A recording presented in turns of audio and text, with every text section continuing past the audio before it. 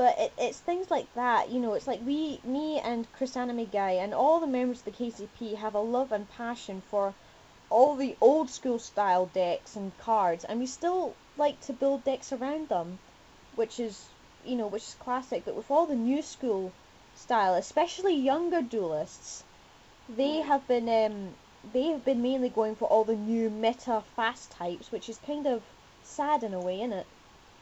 Mm. I think what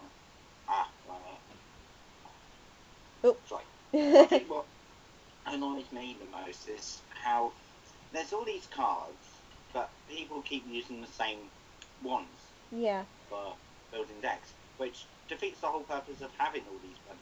Oh, sorry, don't mean to swear. No, it's But, okay. I swore as well. defeats Don't the whole worry. purpose of having all these cards, and plus,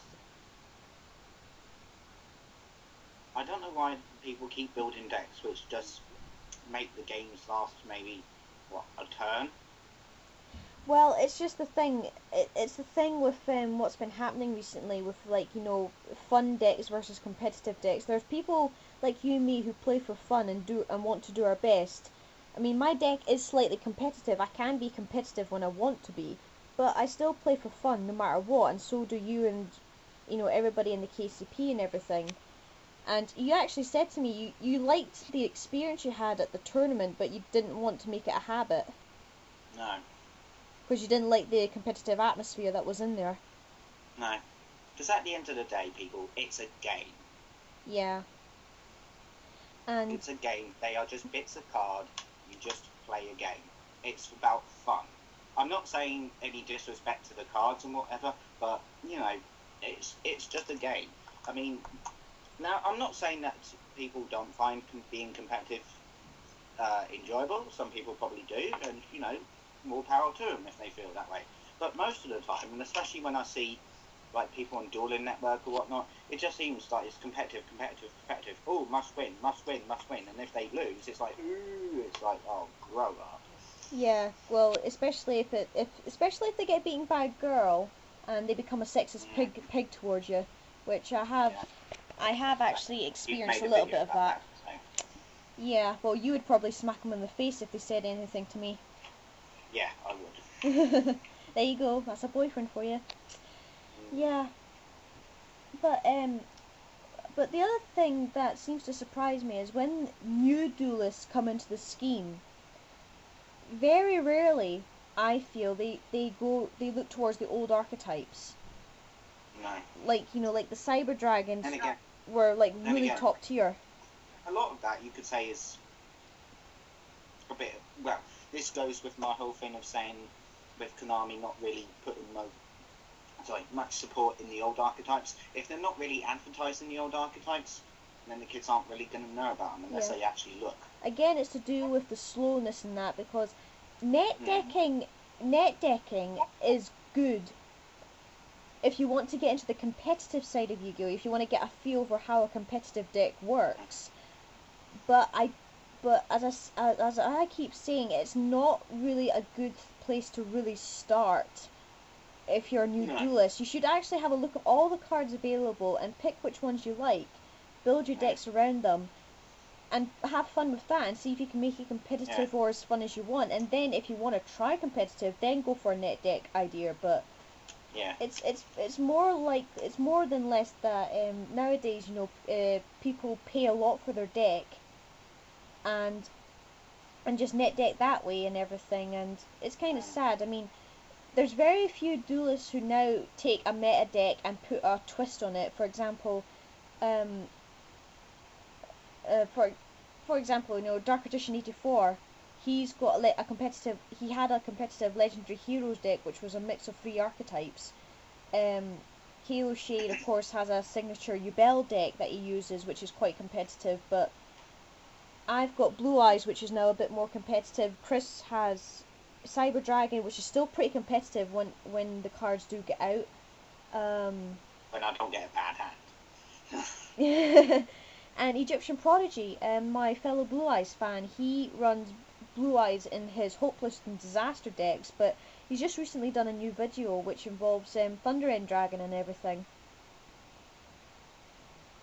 And that is pretty cool. You know, he's using old school and new school at the same time. And I'm realizing I'm about to hit 15 minutes, so too late, hit it. Oh well, I'll have to keep going with the video.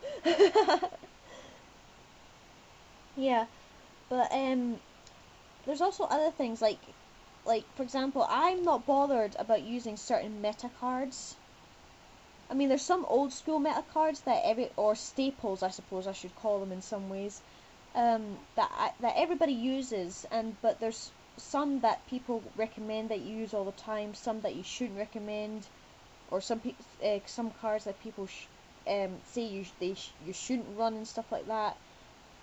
For example, the classic examples I can give, of course, are Solemn Warning, which I fucking hate with a passion, and Pot of Duality. I mean, if you were given the chance to run those kind of cards, Chris, would you run them? Neither would I, especially after what Solemn Warning did to me at the bloody tournament.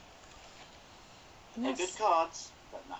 Yeah, I mean, my Pot of Duality, and if I can find, well, I can't find it really, I can't be bothered to find it in honest truth. I mean, I wasn't bothered if I got a Pot of Duality.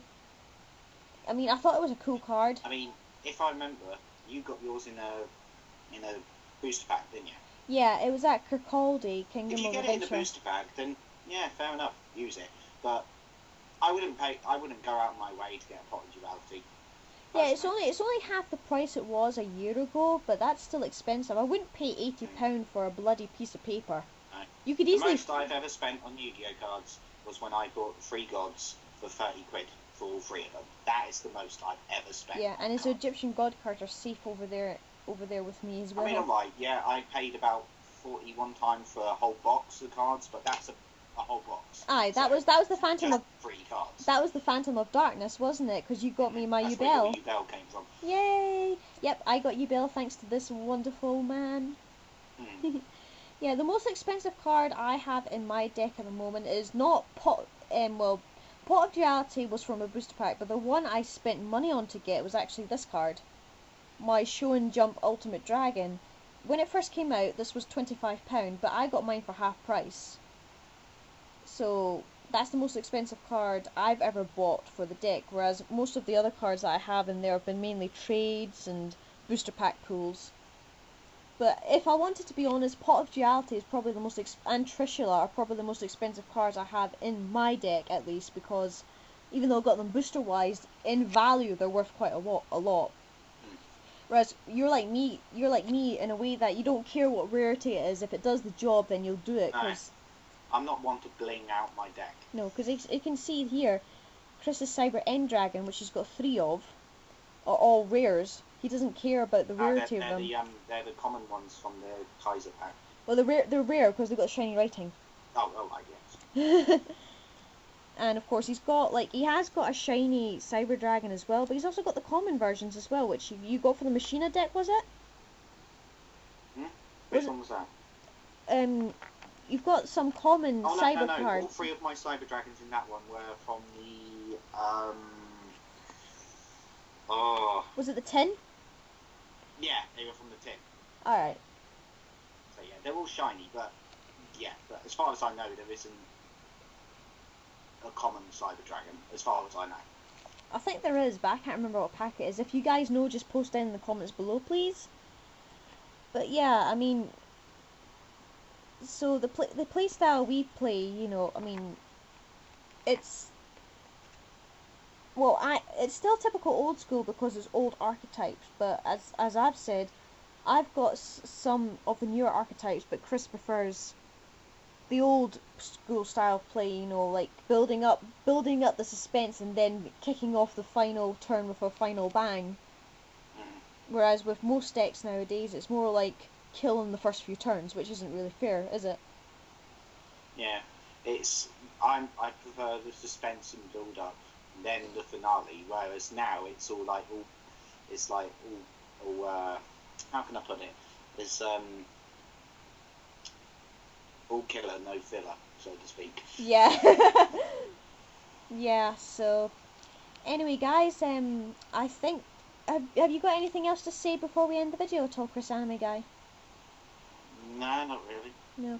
I think we've pretty much talked this one to death now, so I think that'll be it for this video. I hope you guys enjoyed that.